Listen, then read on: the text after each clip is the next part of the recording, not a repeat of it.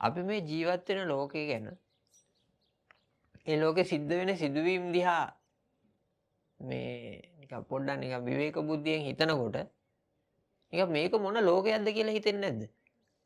ඈ බලය තියෙන අය තවත් පිරිසක් යටපත් කරගන්න තමන්ගේ තියෙන බලය පාවිච්චි කරලා ලෝක බලවතුන් කියලානේ කියාගන්නේ යාලා.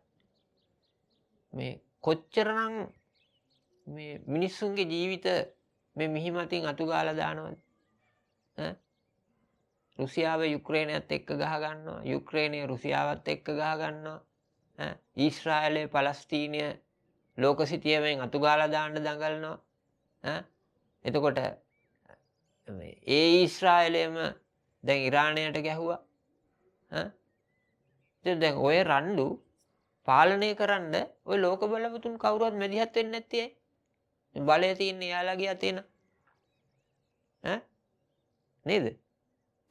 මේ ලෝකේ හැම මිනිසෙක්ම අපේක්ෂා කරන්නේ සාමය සහජීවනයේ ඔය ඉන්න ටිකේ ඉඳලා සතුටින් ඉඳලා මැරිලා යන එකනේ. දැන් ඒ සතුට අහිමි කරන්නේ කවුද?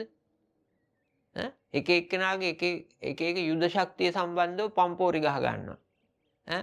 රුසියාව එකක් කියනවා, යුක්‍රේනය තව එකක් කියනවා, චීනය තව පැත්තකින් ඉන්නවා, ඉරානය තව එකක් කියනවා, ඊශ්‍රායලය රුසියා ඇමරිකාවෙන් යැපි ඒකේ පම්පෝරිය ගහනවා. හරි? දැන් ඔය බෝම්බ දාන ලොක්කෝ කවුරුවත් දැන් කියනවනේ අර B2 බෝම්බ කියලා මොනවාද ඔය යානාවකින් ගෙනියලා ඉරානය න්‍යෂ්ටික බලාගාර 3කට ප්‍රහාර එල්ල කරා. පොළොව විදගෙන අඩි 250 300ක් යන්න පුළුවන් ඒකට රේඩාර් උරා ගන්නවා. රේඩාර් වලට අහු වෙන්නේ නැහැ. මේ මොනවද? කිලෝමීටර් 11000ක් ඉන්ධන භාවිතා කරන්නේ නැතුව ඉන්ධන පුරවන්නේ නැතුව ධාවනය කරන්න පුළුවන්. ඒක සුපිරි එකක් ගන්න කියන්නේ. නේ? මේ කවුරුවත් ට්‍රම්ප් කියනවද මම බෝම්බ දාලා ඉරානයේ ළමයි මේ පොඩි ළමයි කිරිසප්පයෝ යන්තම් ඇවිද ගන්න දරුවෝ පෙර පාසලට ඉස්කෝලේට යන දරුවෝ මෙච්චරක් මැරුවා කියලා කියනවද? කියන්නේ නැහනේ. නෙතන්යාහු පලස්තීන ළමයි මම මෙච්චර මැරුවා. ගැබිනි මාතාවෝ කාන්තාවෝ වැඩ කරන මිනිස්සු මම මෙච්චර මැරුවා කියලා නෙතන්යාහු කියනවද? කියන්නේ නැහනේ. කොමේනි කියන්නේ නැහැ. ඇයි කියන්නේ නැත්තේ? අර පම්පෝරි ගැහුවට මේක කියන්න පෞරුෂයක් නැහැ ඔය කාටවත්. කිසි කෙනෙකුට පෞරුෂයක් නැහැ. දැන් ඉරානයට ගහන්න ගත්තේ ඇයි? ඉරානයට ගහන්න ගත්තේ එයාලා න්‍යෂ්ටික බලය අත්පත් කරගන්නවයි කියලා. මේ ස්වභාවයේ තියෙන පරමාණුව මේ ඇමරිකාවේ බූදලයක්ද? ඇමරිකාවද පරමාණුව හැදුවේ? දැන් ඕපන්හයිමර් ඇමරිකාවට දයිති. අයින්ස්ටයින් ඇමරිකාවට දයිති. එයාට විතරයි. මිනිස්සු තාක්ෂණය දියුණු කරගන්නවා. ඒක එහෙම තමයි. හරි? දැන් ඔය වගේම ට්‍රම්ප් වගේම මේ ගෝත්‍රික මනෝභාවයක් තිබුණා. ගෝත්‍රික නායකයෝ අතීතයේත් ඉඳලා තියෙනවා. ඒගොල්ලොත් ওই විදිහටම Tamanට තිබුණ මේ ලීපොළු අරගෙන හරි අර වෙනත් ගෝත්‍රය යටත් කරගෙන තමන්ගේ බලය පෙන්වන්න ඉතිහාසෙත් කටයුතු කරලා තියෙනවා. දැන් මේ ආයුධ ඒ තාක්ෂණය වෙනස් වෙලා දැන් න්‍යෂ්ටික බලය දක්වා මේක ගිහිල්ලා තියෙනවා. න්‍යෂ්ටික බලය ඇමරිකාවේ බූදලයක්ද? දැන් අපේ රටේ කවුරු හරි විද්වතෙක් න්‍යෂ්ටික බලය මේ පරමාණු ඛණ්ඩනය කියන එක කරන්න ගත්තොත් අපිටත් ගහයිනේ. දැන් මේ පරමාණු බිඳීම කියන එක ඇමරිකාවේ බූදලයක්. ලෝක බලවතුන්ගේ බූදලයක්. වෙන කාටවත් කරන්න බෑ. එයාලට ඒ තමයි ඔක්කොම තියෙන්න ඕන. එහෙමද?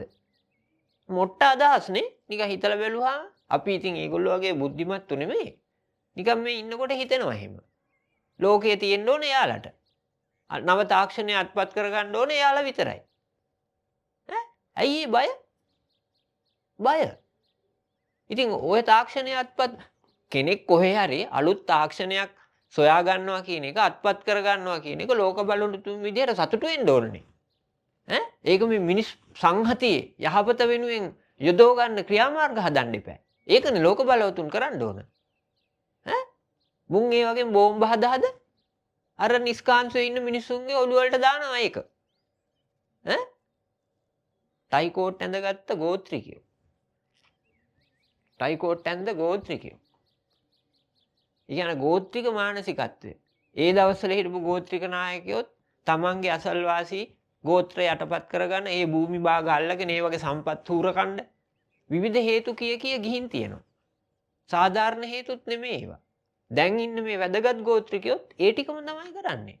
උන්ට ඒ කිසි වගක් නැහැ. මේ ලෝකයේ අනාගතය හදන්න ඉන්න අර කිරිසප්පයෝ මැරෙන එක ගැන උන්ට ගානක් නැහැ. මව්වරු, කාන්තාවෝ, තරුණයෝ, දුවලා මැරෙන එක ගැන ගානක් නැහැ. බෝම්බ ගැන පම්පෝරි ගහ ගන්නවා. දැන් අර දැම්මනේ මොනවද අර බෝම්බ තුනක් මොනවද ගෙනියලා නේද? අර B2ද මොනවද ඔය කියන පම්පෝරි ගහනවා යානාවලේ. ඊට ටික දවසකට පස්සේ අන්තර්ජාතික න්‍යෂ්ටික බල අධිකාරියද මොකක්ද ඒ ආයතනයක නිලධාරි ගිහිල්ලා ඒ භූමිය පරීක්ෂා කරලා කිව්වා මේ කිසිම විකිරණ කාන්දුවක් නැහැ මේ කියලා. ඒ කියන්නේ අච්චර වියදම් කරගෙන ඒ ගුවන් යානා දෙක තුනට තව ගුවන් යානා ප්‍රහාරක යානා 120 ගාණක් ආරක්ෂාවක් දීලා ඇවිල්ලා තියෙනවා. ඔය කිව්වට රේඩාර් වලට අහු වෙන්නේ නැහැ කිව්වට තව ගුවන් යානා 100 ගාණක් ඒවා ආරක්ෂා කරන්න ඇවිල්ලා තියෙනවා. එකල අර බෝම්බ තුනක් දාලා මොකද්ද කරේ? ඇති දෙයක් නැහැ පුස්ස බින්ද වගේ. අපේක්ෂා කරපු ප්‍රතිඵලයක් නැහැ. එහෙමනම් මේ විකුණන කාන්දුවක් ගැන මේ වෙනකොට හරි ලෝකේ වාර්තා වෙන්න ඕනනේ. එහෙම වාර්තා වෙන්නේත් නැහැ. අපි ඔයාලා ජීවත් වෙන මේ හම්බෙන් ලැබුණ ජීවිතේ ගත කරන්න අපිට උදව් කරන මේ මිහි මවගේ පපුවේ හිල් තුනක් හැදුවා. එච්චරයි. අහිංසක කිරිසප්පියෝ 100 ගාණක් 1000 ගාණක් ඝාතනය කරා. එච්චරයි. දැන් ඒ බුචර්ම ආපහු කියනවා මේ සමාදානයට එන්න. දැන් එයාලගේ අර මේ හදාගන්න ආයුධ ටෙස්ට් කරන්නත් තැනක් තියෙන්න ඕනේ. ඇත්තටම කරේ එහෙම එකක් තමයි. හදලා ඔයගේ මකුළු දැල් බැඳි තියෙන එකේ ඔන්න ඔය ඇස්සේ ගහලා දාලා බලමු කියලා මේ ඔය ඇවිල්ලා දැම්මා. න්‍යෂ්ටික බලය ඉරානය අත්පත් කරගන්නවට ඇමරිකාවට නිකන් හරි හීනමානයි. වෙන රටක් අත්පත් කරගන්නවට හීනමානයි. ඔය ගම්වල ආරච්චිලා ඉස්සර ඉඳලා තියෙනවා මේ එයාගේ ගෙදර විතරයි නිකන් හුණු ගාලා තියෙන්න පුළුවන්. එයාගේ ගෙදර විතරයි උළු වහලා තියෙන්න පුළුවන්. කවුරු හරි ගොවිතැන් කරන මිනිස්සෙක් දුක් මහන්සියෙන් හම්බ කරගෙන ඒ මිනිස්සයා අර විදිහට ගයක් හදාගත්තොත් එහෙම මාරත් යහනවා. ඈ බොල. තෝ කාගෙන් අහලාද ඔය බිත්තිවල හුදු පිළියම් කරේ? ඈ මකාපියවුවා. ට්‍රම්පාගේ වගේ. එයා ළඟ විතරයි තියෙන්න ඕන අරව. එහෙම බැරි වුණොත් එහෙම අර ඇච්චෝ බැච්චෝ ඒ කාලෙත් ඉඳලා තියෙනවානේ. දැන් ඇමරිකාව ඔය ඊශ්‍රායලයේ කියන ඇච්චව දාලා අනිත් රටවල් වලට ගහන්නේ. ඒ ඇච්චෙක් යවනවා අර ගහපම් මේකට කියලා. දැන් ඊශ්‍රායලයේ කරන්නේ ඒ ටික. ඉතින් ඒකට හරියකින් පඳුරු පාක් උඩන් ලැබෙනවා. ඊට පස්සේ අර ගැමියක් ටිකක් හරි හයිය හත්තිය තියෙන එකෙන් නම් උන්දත් අතාරින්නේ නැහැ දීලා දානවා. දැන් ඊශ්‍රායලයට වෙලා තියෙන්නේ ඒක. ඉරානයේ ඊශ්‍රායලයට ගහනකොට ට්‍රම්ප් ආරච්චිලට රිදිලා තමයි අර ඔය ඇස්සේ බෝම්බ ටික චෙක් කරගමු කියලා ඔය ගිහින් දැම්මේ. දැන් මොකද්ද වෙන්නේ? දැන් ලෝක ජනමතයක් හැදෙනවා ඇමරිකාවට විරුද්ධව. ඇමරිකාවෙන් මිනිස්සු බැස්ස පාරට ට්‍රම්ප්ට විරුද්ධව. දැන් මේවා මේ දෛවයේ සරදම් කියන්නේ. දැන් ඉරානය ගියා රුසියාවට සාකච්ඡාවට. මිනිස්සු ලෝකේ තැන් තැන් වලින් මේ ඇමරිකාවේ මේ ක්‍රියාකාරීත්වය සම්බන්ධයෙන් විරෝධය පැන නගිනකොට ඊට කලින් කොහොමද ට්‍රම්ප් ඇවිල්ලා චීනෙට දාපු සද්දේ? බඩු වැඩි කරලා 100ට 135ක් දුකෝද බඩු වැඩි කරානේ. චීනෙන් ඇමරිකාවට ගේන ඒවට චීනෙ මොකද්ද කිව්වේ? කමන්නේ කරලා බලන්න කියලා. චීන කියන්නේ අවුරුදු 5000ක් 6000ක ඉතිහාසයක් තියෙන රටක්. අපි ඇමරිකාව නැතුව ජීවත් වුණා. ඇමරිකාවට ආයෙනම් එහෙම කරලා බලන්න කියලා චීන වෙළඳාමදී හෝ ඇමති කෙනෙක් කිව්වා. ඊට පස්සේ දැන් මොකද ට්‍රම්ප් අකුල ගත්තේ නැද්ද? අකුල ගත්තා. හරි. දැන් එහෙම සද්ද දාපු චීනෙටම කියනවා මේ අර ඉරානයේ අර මුහුදුගම මාර්ගයේ වැහුවොත් එහෙම මේ ඔයාලටත් ප්‍රශ්නයක් වෙනවා. පොඩ්ඩක් ඒකට මැදිහත් වෙලා මේ වහන්න එපා කියන්නේ ඉරානයට. කියලා මේ ට්‍රම්ප් කියන්නේ චීනෙට. චීනෙට වඩා කියලා වෙනවා ඇමරිකාවට ඕක වැහුවොත්. දැන් මේ අර කොටිවල් ගියල්ලා ගත්තා වගේ මෙවැනි තැනකට එන්න ට්‍රම්ප්ට බලපෑවේ මොකද්ද? මොකද්ද කවුද මේ බලපෑම ඇති කරේ? අච්චර දියුණු මේ බලයක් තියෙන ඔය ලෝක නායකයන්. කැටපෝලයක්වත් අතේ නැති මිනිස්සුන්ගේ ඒක රාශී වීම. ඒක දිහා බලන්න වුණා ට්‍රම්ප්ට. ඒ විරෝධයට කන් දෙන්න සිද්ධ වුණා. ඔය 2013 විතර ඉඳලා මේ වෙනකන් ඔය ඇමරිකාව ලෝකේ පුරා බෝම්බ දාන්න, වෙඩි තියන්න, ගිනි තියන්න ඩොලර් ට්‍රිලියන 12ක්ද 13ක්ද වියදම් කරලා තියෙනවලු. අර අප්‍රිකාව වගේ රටවල් වල කණ්ඩ නැතුව දරුවෝ මැරෙනවා. අපේ රට වගේ රටවල් වල निराහාරව ඉන්නවා. ලෝකේ පුරා දරුවෝ ඉන්නවා මන්ද පෝෂණයෙන් පෙළෙන. ඊයස්සේ මේ යුද්ධ වපුරනවා ලෝකෙ. ඔය හිටියට ලෝකෙට පරගාසේ ගෙදරට මරගාතේ කියනවනේ. ඒ ඩොලර් ට්‍රිලියන 37ක් හෝ 38ක් විතර වගේ ඇමරිකාව ලෝකෙට ණයයි. එහෙම තියෙද්දි තමයි මේ රටවල් වල බෝම්බ ගහ ඇවිදින්නේ. මොකටද? ඒ රටවල් වලට මැදිහත් වෙලා ඒ රටවල් වල තියෙන සම්පත් මංකොල්ල කාලා තමන්ගේ රටට ගෙනියලා තමන්ගේ අර්බුදේ වහගන්න. ඒකමයි ඔය. ඉරාකට කරේ ඒක.